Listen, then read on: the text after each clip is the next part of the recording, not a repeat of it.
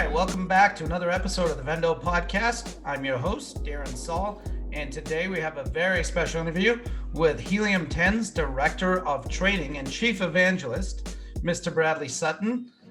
Bradley has personally optimized and launched over 400 products, has been an entrepreneur for over 20 years, since starting $1 million aftermarket car parts business at the age of 19.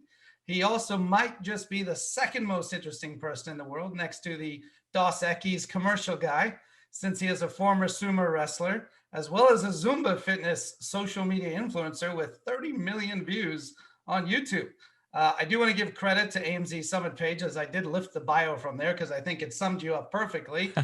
With that long-winded intro, Bradley, welcome. Welcome to the podcast. Thank you for having me. It's a pleasure to be here. Yeah, absolutely. So why don't you tell us a little bit extensively about yourself that I didn't cover in the world's most interesting man intro there, and how did you end up with Helium10? Yeah, so I've always been around e-commerce, even if I wasn't doing it full time. When I was in the late 90s, I had started an online company with somebody in Korea for the whole aftermarket car parts game. It was a .com company. And so even from an earlier age, I could see the power of e-commerce. And so ever since then, I always had a foot in e-commerce somehow, even if I was working back in the corporate world or something. But then after a while, I had reconnected with those old Korean investors that I had done the car parts business with, and they started doing Amazon stuff. And I just started working with them a little bit on the Amazon thing, but they really didn't know what they were doing. They kind of lucked into some success. So once I left them, I just dedicated myself to learning about Amazon as much as possible, doing mastermind or being part of masterminds and going to conferences and doing courses. And then instead of actually launching my own private label business, what I decided to do, I was like, let me just go back to those original former partners of mine. Let me just offer my services as a consultant now that I can actually show them what they've been missing out on all this time. And because of that, I just started getting a lot of word of mouth, and I started working full time for some companies, optimizing their Amazon. And like you said, I launched over 400 products during my days as a consultant, but not one of them was for me. I didn't do any of my own private label. It was all for other people. Wow. Okay. And then how did you end up at Helium10 after all that consulting? Well, I would use Helium10. I didn't know about it from the beginning, but around 2017, I discovered Helium10 from somebody recommended it to me. And I was like, my goodness, this is like a really cool suite of tools, because I had like 7 or 8 different subscriptions to different tools, because I had to have this, I had to have a Chrome extension, I have to have a financial tool, I had to have a keyword research, thing. And it's like, that's expensive. I was like, over $200. I was like, man, Helium10's got everything. So I canceled everything, just kept my Helium10. And that was kind of like what I use. And I've always been like a loudmouth person. So I would go into the Helium10 members Facebook group, and then I would get really upset, like at some people who were like spreading misinformation. I'm like, this is ridiculous. What are you talking about? That, organic rank doesn't matter or whatever. I would just do these deep dives with graphs and screenshots from Helium10 and this and that, showing people why they're full of it. And then, the founder of Helium10, Manny Coates, was like, who's this guy? Who's this guy? So they invited me up there to Irvine to meet with them. I didn't realize it was because they wanted to hire me, but I just thought, I was like, oh, I get to meet the founders of Helium10. This is pretty cool. But then they offered me a job, and I was actually working there in Carlsbad for a while at a company that was the best job I ever had. To the point, so I was like, I'm good. Like, I'm not really looking for another job. I'm happy. But they kept after me. And I was thinking about, I was like, this is a good opportunity. This is like Helium10, I think, is going places. Little did I know, how high they were gonna go. But I ended up making the decision to go ahead and work for them full time. Well, I remember Manny's AM/PM podcast, and hey, I just made money while I slept. How cool was that? That was his catch. I took his phrase. I was like, I wanted to come up with my own catchphrase, but I never could figure. I was like, you know what? That just naturally comes to me. So I was like, Manny, you're not doing the AM/PM podcast anymore. Can I please take your "how cool is that" phrase? And he's like, yeah, go ahead. So that's now my. I stole that catchphrase from him. That's awesome. Well, real quick, I got to ask. So, sumo wrestler, how, where, why, sumo wrestling? My dad has had a business in Japan since before I was born. And so we would always go back and forth to Japan. I even lived there for like 2-3 years when I was younger. And so I always liked sumo wrestling just as a fan. And then later on in life, my 20s, doing some digging, and I didn't realize there was this whole amateur sumo wrestling world, and even here in the United States. So I joined a club, and I just, whenever I start something, I just go all in. So I was just like all in and trying to qualify and go to the U.S. national championships and this and that. So it was like a childhood dream to be a sumo wrestler, which I never thought I could do, because I was like, I know I can't be a professional one in Japan, but yeah, that's how that kind of came about. That's awesome. And then 400 products. Were there any like favorites or hero ones? I know you've done Project X and the 5K project recently, but back then, what are there any ones that stand out or any of your favorites? Yeah, back then, the one that sticks out is one that I didn't have too much of high hopes for. And there's a lot of products like this where I was doing it for a lot of Korean companies, and the problem was they didn't really understand how Amazon works. Um, they were big in Korea, but they got to understand that just because they're big in Korea doesn't mean they're going to be big in the United States, and people don't know their brand from something that might be cheaper, like an American or Chinese brand. And so they weren't gonna, it wasn't gonna be easy to compete with bigger brands in the space. And I would always be upfront with them, and I'd tell them. And that was one thing why I like being a consultant, because it was like, you know what, I'm gonna lay it out, straight. But if the product doesn't do well, I still get paid. Like, or if you're doing your own thing, like if you fail, well, you personally, your bank account's gonna feel it. But anyways, I never tried to, like, trick anybody. I always was upfront with about the prospects, and I was like, I'm gonna do my best, but this is why this might be a steep road. And one of these was, what was it? It was toothbrushes.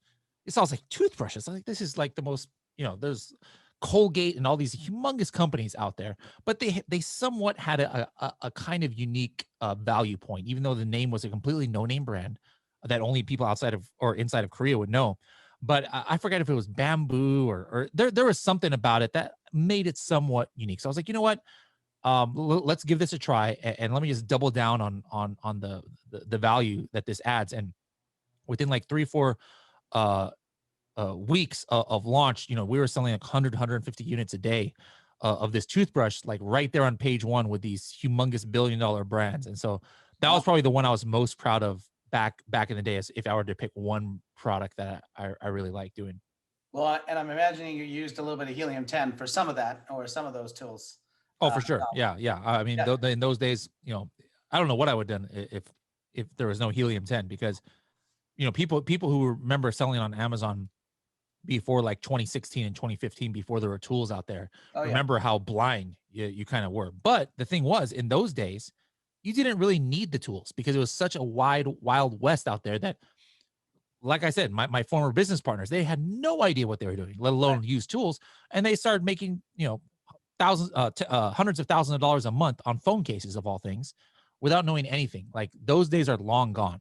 Like, if you're not looking at metrics and not tracking keywords and understanding how search volume works and stuff, like, you're not going to luck into success like you could back in the day.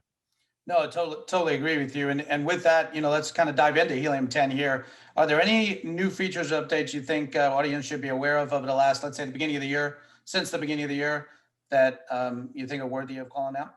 Yeah, there's a lot of things. Like, first of all, people don't realize that the Helium-10 is not just for private label sellers. We've got thousands of wholesale and arbitrage users who do it, and we even have tools specifically for those metrics. Like, we have some part of our Chrome extension. You go on a page, and if you're a wholesale seller, you're looking at Amazon a little bit differently than a private label seller. So you're fine that there's 10, 15 sellers on a listing. But what you need to know, like, okay, how much could I make on this listing? Well, what you do is you, like, okay, who is within 2% of the buy box, right? Who's a prime, and kind of like guess that they're going to probably rotate the buy box among these like 3, 4, 5 sellers. So then what you do is, like, all right, I got to figure out how much this listing overall is selling, using a tool like Helium-10. And then I take that number of existing competitive buy box offers within 2% of the buy box, and then add one. So, like, if there's 5 competitive sellers, now I'm going to add 6, because if I come on, I'm 6. And now I divide that number, by the overall estimated sales. And then, you know what? That means if I were to come on with a competitive buy box offer, this is maybe how much money I could sell. Right. Well, people have been doing that for years. But so what we did was, we're like, you know what? That's a lot of work to have to figure out. We're just going to build it right in. So, like, you go on the page right there at the bottom. There's this tool where you just say, how many competitive sellers there are. Like you can even verify. We even tell you. You just click a button and boom, it tells you, okay, hey, if you add your listing, you're going to sell this. So that's one of the things I think that a lot of people don't know about is that we do cater to a lot of non-private label sellers as well. And then the biggest one that we've had this for like over a year is follow up. But it's amazing how many people don't even realize that we have email automation and request a review automation. Just 3 days ago, it was a big internal thing. It was so funny because somebody was watching CNBC and they were like highlighting entrepreneurs. And this lady that was highlighted, really successful entrepreneur from San Francisco, and she used she had said in this CNBC thing that she used Helium10, but then it said that she used this other tool that's mainly used for like following up with customers. We're like, why would she be using that? We were wondering. So I actually found her just a couple of days ago on the internet. I was like, hey, that it was cool that you gave us a shout out. Just like out of curiosity, it seems like you're using Helium10 a lot. Like, why don't you use our email request review automation? They're like, oh, I didn't know you had that. So there's a lot of people that don't realize we have a lot of stuff. We've got inventory management, we've got, request review automation, that none of this stuff you have to pay extra for. It's all included in your Helium10 plan. So, but the people who have been with us a long time, like they get into their groove. Like, hey, I got Helium10 because of keyword tracking, but then that's all they do. So guys, if you're out there, a lot of you guys probably already have Helium10. Make sure that you take a look at what we've added, since you maybe became a member, because I guarantee we're adding new tools every month. We've got over 30 now. So make sure you know everything that we have, because there's probably something that you didn't even realize that you could be leveraging for your business. Yeah, I totally agree. I was shocked when I went on again recently. I'm like, hey, I didn't know they added the inventory checker tools or some of the ad follow-up, like you said. And there's some even more recent ones there on the PPC side that you've started integrating too. Just going back a sec, you were mentioning the tool that verifies the sellers. Are you talking about within X-Ray, or which tool is that within? It's just the actual Chrome extension itself. So when you install our Chrome extension, which X-Ray is a part of, right, there's like different widgets that come up. Like on a search result page, you'll see some like text with the BSR and stuff. And if you go actually on the product page itself, we have something that'll come up automatically. You don't have to click on it. It's a listing analyzer score. Where it tells you what, based on common practices. And then towards the bottom, you'll see a graph of the BSR and the price history. Now, right below that, there's now this other widget that is the sales estimator, we're calling it for the wholesale sellers. So it's right there. It's not necessarily part of X-Ray. It's just part of the Chrome extension. Got it. Yeah. I mean, we use, so full disclosure, we mandate for most of our clients to utilize Helium10. Our favorite, just so you're clear, tool within Helium10 is the Refund Genie. Because we help a lot of our clients get unauthorized deductions and chargebacks back. I'm curious, do you have any favorite tools or? Cerebro, hands down for me. Now, like I said, I originally came onto Helium10 as a user because of Keyword Tracker. I was fed up with whatever keyword tracker I was using at the time. That company doesn't even exist anymore. And then somebody recommended it. But Cerebro to me was the total cliche hashtag game changing, because it's just amazing. If sometimes as Amazon sellers, those of us who are experienced, we know what reverse ASIN is and we know what Cerebro is and we take it for granted. But if you take a step back and just think about commerce, like literally what you're doing with a reverse ASIN tool, it would be like if you're selling in a brick and mortar store, like people have been doing for hundreds of years. You can never imagine walking into your local store as a manufacturer and you're doing a little bit of research on your competition. You go to the aisle of wherever your niche is. Let's just say it's the supplements aisle because you sell collagen peptides, and you're gonna look at the competitors' products there that's on the shelf, and within seconds, you're going to know what the customers who bought your competitors' products were thinking about right before they bought your product or what they needed. Like that just sounds like nonsense, right? Of course you can't do that. Nobody's psychic, right? But that's what you're doing with a reverse ASIN tool like Cerebro. In seconds, I go to the virtual aisle of my competition or at my local market, which is the keyword. I see who's the top competitors there. I just throw their ASINs into Cerebro, and within seconds, I'm going to see all of the keywords that they've been performing well for, that they're selling for. And that literally is giving you insight into those customers' minds, because I now know what is the exact search term or search terms that people entered into right before they bought the product. Because otherwise, like a high search high search volume keyword, you're not going to get to the top of page one without converting for that keyword. So like the level of insight we have as Amazon sellers, guys, is just unprecedented, like in the history of commerce. Like you could not do these things unless maybe you were hiring some super, super expensive polling services to do some market research for you or something like that. But you guys, we're spoiled as Amazon sellers these days, I think. Yeah, no, I mean, so we do have our sister company, Team Direct, that does represent brands at Walmart on the ground. So very much agree with you. It would be great if we could walk into the store, walk the line, and find out exactly what they're thinking before they buy Yeah. something. That's fine. Black Box to me is one of my favorite tools, just from a research perspective.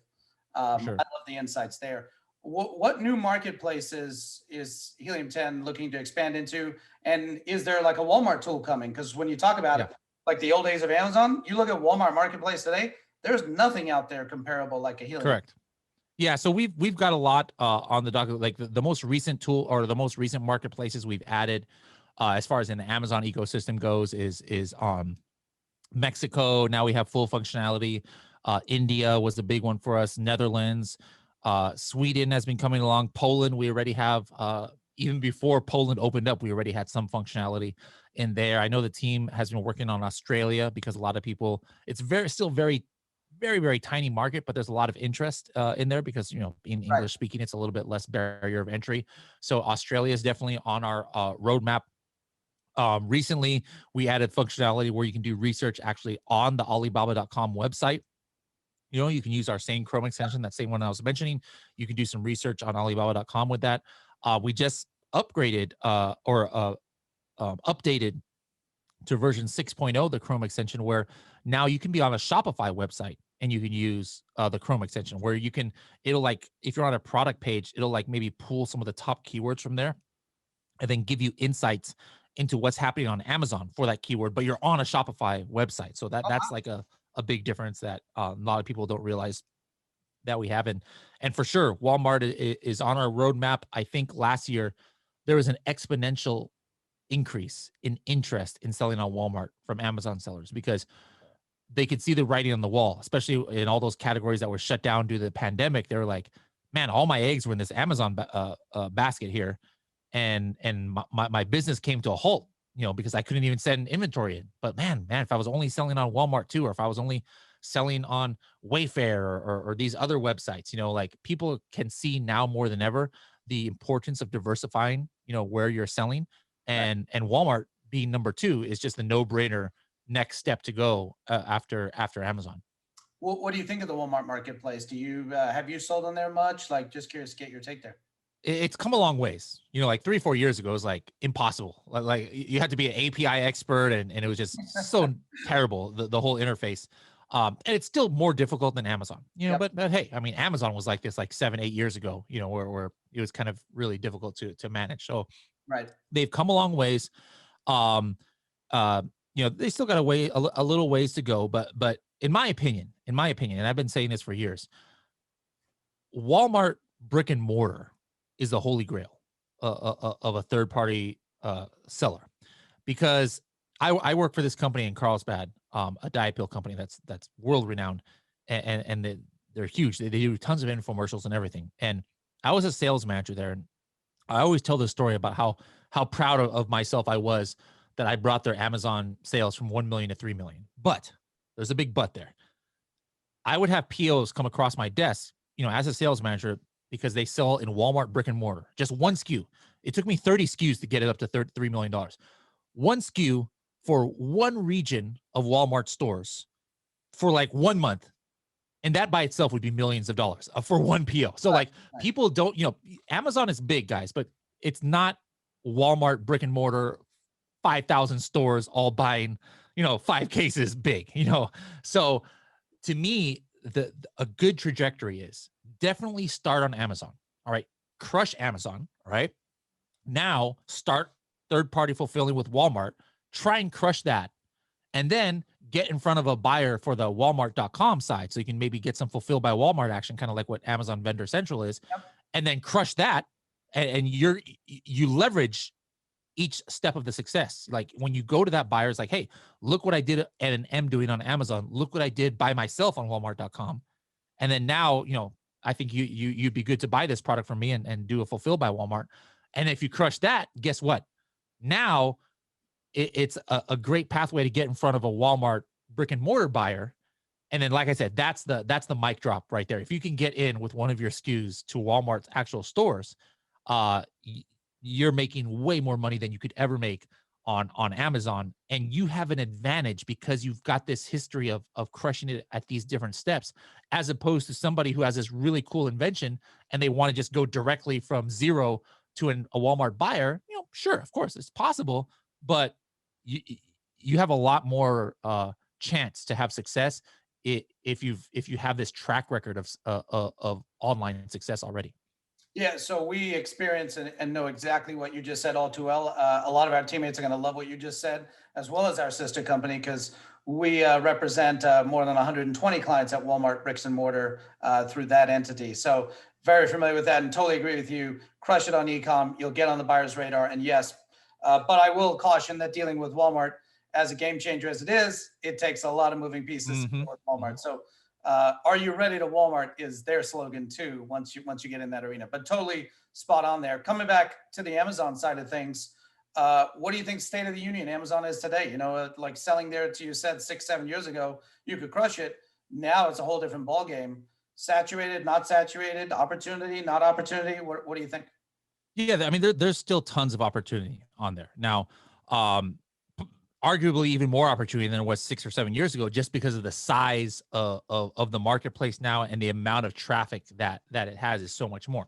Are there a lot of saturated niches? Of course, there's a lot of stuff that you need to avoid, but regardless of how saturated, what one niche will get saturated, and there's 3 others that are going to pop up. So, and that's never going to end. I mean, we live in a country where there's always innovation and somebody's thinking of some, coffin shelf or some weird nonsense product that you can't imagine anybody needs, but then it can go viral and everybody needs it all of a sudden. And then maybe that gets saturated, but hey, if you got in there at day one, now there's a million people selling coffin shelves. So we're still crushing it because we were the first ones. It's not like we have to stop selling coffin shelves just because there's more people. But at the same time, there's just, you take that coffin shelf brand we did. Now we just are coming up with like a coffin shaped egg tray and a coffin shaped this, and then a Gothic decor that. I mean, you can just build on your initial success, it's just an amazing time to be selling on Amazon. And there's these stories that studies that people come out with where e-commerce kind of grew more in the last year because of COVID than like normally what it would take 5 years of growth, just because a bunch of people who maybe weren't shopping online before, there was a period of time where they had to shop online or else they couldn't get anything because things were locked down and stores were closed and this and that. And then a lot of these people, even though stores are all open now, they got their first taste of buying online. They're like, hey, this thing is kind of convenient. So yeah, sure, Walmart's open again and everything's all great and I can go outside, without fear maybe. But I'm going to stick with this, Prime 2-day delivery thing because it's pretty convenient. So that's why you're not really seeing numbers go back to like 2019 numbers. Even though there's no lockdown right now, you're still seeing high levels of Amazon sales because there's just more people buying online. And so, I never want to hear, I still always hear it, but I never like to hear people say, oh, I think it's too late, or I missed the bandwagon, or, oh, well, if only I started this last year. No, guys, the absolute best time to get started selling on Amazon is right now. And you ask me that in 6 months, it's going to be the same answer. Like, if you haven't started yet, no problem. Get started right now. You're good to go. Yeah, no, I completely agree with you that the pandemic, if nothing else, has accelerated the adoption of online buying behaviors. And it's brought into a whole new segment of consumers that normally would have taken years to adopt to that behavior. So you're spot on with that's going to continue from now and thereafter and continue to grow, quite frankly. We're seeing percentage retail of e-com is growing dramatically the last year or so as well. What's your thoughts on the new ways sellers are really crushing it on Amazon, from external marketing, influencer marketing. There's now the theory of ranking on Google versus ranking on Amazon to drive growth and bestseller ranking. Just would love to hear your opinion on, you getting a lot of data at Helium 10. What are some of the best sellers doing really well? Yeah. So, first of all of these things are can definitely help, and they do. But not everybody has the bandwidth or maybe the team that can implement it. And I don't want you guys to like say, "Oh no, I'm not going to sell on Amazon because I can't build a brand on Instagram or something." For our Project X stuff, we never did any of that stuff because I don't have the time to do that. We're still crushing it, Right. But that being said, doing any of these things is going to help you. Like you're going to reach a certain level of success even if you don't do these things. If you start advertising on Google, if you start building your outside audience, if you start building a brand, whatever success you would have had just by advertising on Amazon is going to increase. And so if you've got the bandwidth, you've got the knowledge, you know how to build a team, who can bring in, or you can bring in people that know about how to do these things, then absolutely this is important. Because here's the thing, not that many sellers are taking advantage of these things. You've got plenty of people who, just like me, are just satisfied with advertising on Amazon because we have a day job and we can't really focus on some of these other things. So Right. if you do have the bandwidth to do those, you're instantly doing something that most of your competitors are not going to be doing, and that's going to give you the competitive advantage. You're going to get sales that they never would have gotten. You're going to get traffic that they never would have gotten. You're going to add value to your business. Nowadays, all the rage is selling your Amazon business to like an aggregator or something like that. And when they come in and they can see that, that adds value to your business. They can see the kind of things that you've done, and now you've built an audience. That's a good thing. So guys, if you've got the bandwidth, absolutely try and maximize how much you're getting your brand out there. If you had to do one of those things really well, just pressing you a little bit further, would you say it's today the external marketing, right, piece, like the paid search ranking, or would you say it's just focused on Amazon advertising, which is becoming very expensive when you look at kind of the ACOS? Yeah. For me, it's no, under any circumstance, you gotta do Amazon advertising. You gotta do PPC, and if possible, 1,000% get brand registry so you can be opened up to other avenues like sponsored display and sponsored brand ads and sponsored video ads. But if there's one thing that I wish I had more bandwidth to do, it'd be probably just brand building and building a social media audience. Because when you do that, now if you plan on building out your brand and expanding your product line, you're going to save so much money by being able to market to your audience. And just remember, Amazon sellers, you don't own your customers from Amazon. That's Amazon's customers. You can't market to them at all. If you don't even know who they are, you can't contact them. You can't do anything. You can't even send them a coupon and buyer seller messaging, to say, hey, I got this new product. No, you can't do that. Right. But when you guys start capturing and building your audience even before they get to Amazon, like send them through a funnel before they get there, or you build an Instagram or Facebook group that now you have this fan base of your products, then that means the next time you launch a product, it's going to be so much easier to launch. It'll be so much easier to have people willing to give reviews. You're going to get a lot of insights into like what your customer avatar is looking for a new product. I mean, it's just that to me is almost getting to the point. I don't think it's there yet, but it's almost getting to be the point where it's like, you know what? This almost is essential for building a brand on Amazon is trying to do these off Amazon activities. Yeah, we're seeing tremendous success with like integrating Amazon posts and other things just for free traffic, to your point, and user generated content. We've seen posts go viral on TikTok recently and do wonders for uplift on sales in some of our brands. So couldn't agree more there that brand building is crucial if you want to stay ahead of the competition on Amazon. Just winding things down here a little bit, Bradley, would love to get your take on kind of owning the customer, right? Shopify versus Amazon versus bricks and mortar. People diversify their business, a lot of opportunity on Amazon. Do you encourage people to do all of the above or focus on one or the other? What's your thoughts?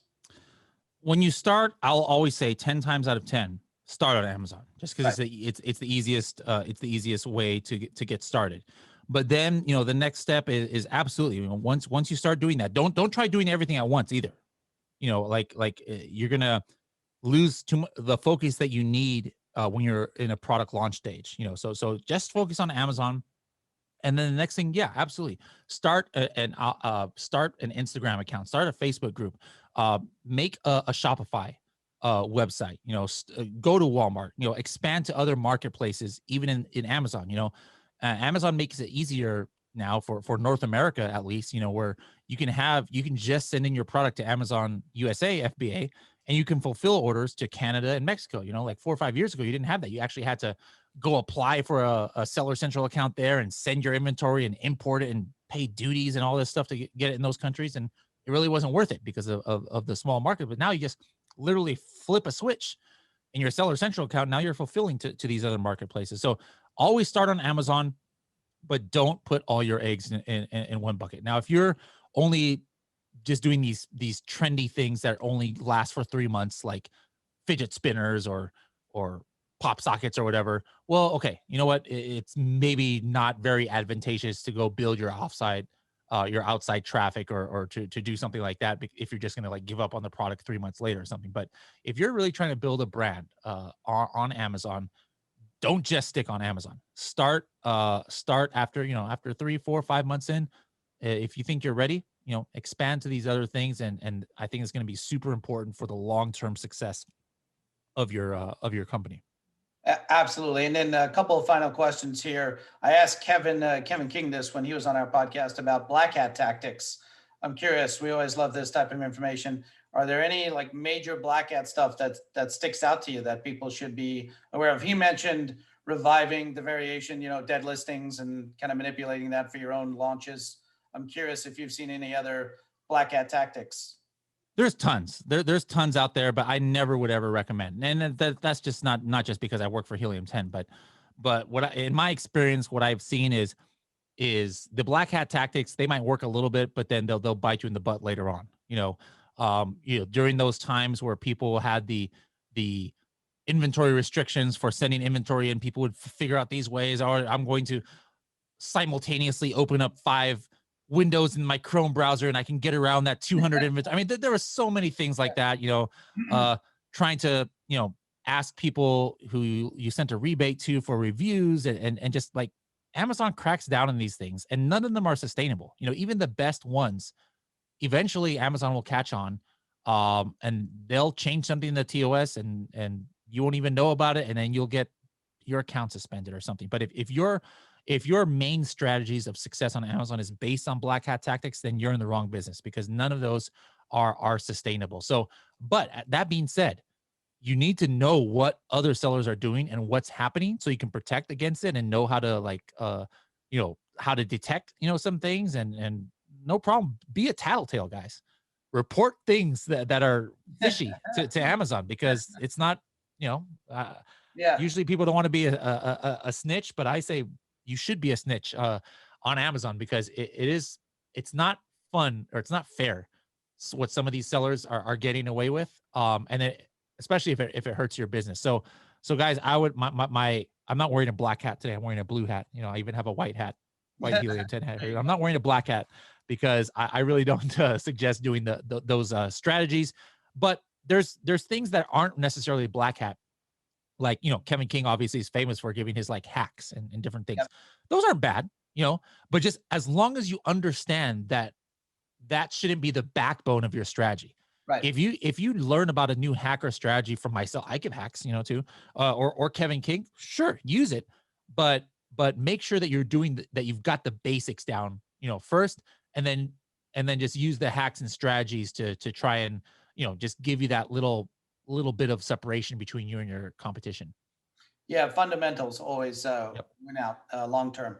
What are some favorite newsletters, websites, or things that you use to stay updated on e-commerce, like that you can audience besides Helium10's blog? Yeah, well, we try and stay pretty current in that blog and obviously in the podcast. But one thing that a lot of sellers don't look enough at is just that news in the Seller Central account. That right there, there's some big bombshells that sometimes they drop about huge TOS changes. We're getting rid of your customer information. Yeah, we're getting rid of your customer. Hey, we're you can no longer reply to reviews, Right. I mean, there's just big things that happen that kind of fly under the radar. If you're not checking that, you might miss it. So definitely check that. And then I like I like just going to Google News sometimes and just typing in Amazon and just see what comes up. It's interesting to see that more and more mainstream media, be it Fox News, CNN, CNBC, whatever, they're doing these pieces on Amazon sellers now and what's going on. They do these like deep dives, Yeah. and sometimes keep up to date with some of those, because look for the really, really negative ones about Amazon. Because here's the thing that anybody will know if they've been around Amazon. Amazon a lot of times does not take action unless they get really bad press on something. Like they'll just let it go. The classic example is reviews. There was that expose that happened a few years ago, and then it was just all over the news about how fake Amazon reviews were. What happened a couple of months later? No more incentivized reviews, from Amazon, and Yep. they were really cracking down. So look out in the news for these kind of like big things that Amazon might be painted in a bad light, and then kind of like extrapolate from that. Ooh, I better watch out because Amazon might change something that's related to this in response. So I would say, definitely keep track of news on Amazon and then in mainstream media too. That's super helpful, Bradley. Thank you. And again, thank you so much for your time here. How can people reach out to you? Besides, please, everyone follow Sellers Serious, the Sellers Serious podcast, excuse me. Yep. Serious Sellers podcast. You got it. That's right. And then Bradley's got a great study going with the 5K project that I know we did into. I thought, to your point, that's a great example of you can still get started on Amazon. Any other ways people can reach out to you? I usually give snippets. Like if you don't have time to watch the whole podcast, I'll give snippets on my Instagram. So you guys can find me on Instagram, H10 Bradley. I go on Clubhouse sometimes, even with Kevin King, and we'll do some Ask Me Anything on there. So you can also find me on Clubhouse app at H10 Bradley. I'm glad you mentioned your Instagram account, because my favorite picture on there was the listing optimization haircut. Yeah, that was just recent, but I try and figure out how can I take real life and make analogies to Amazon. And I thought that was maybe a stretch, but I was like, I think it makes sense. That was fantastic. Bradley, I could talk to you for hours. Thank you again for your time here. Thanks for joining us. And to all of our clients, remember, protect your brand and sell more.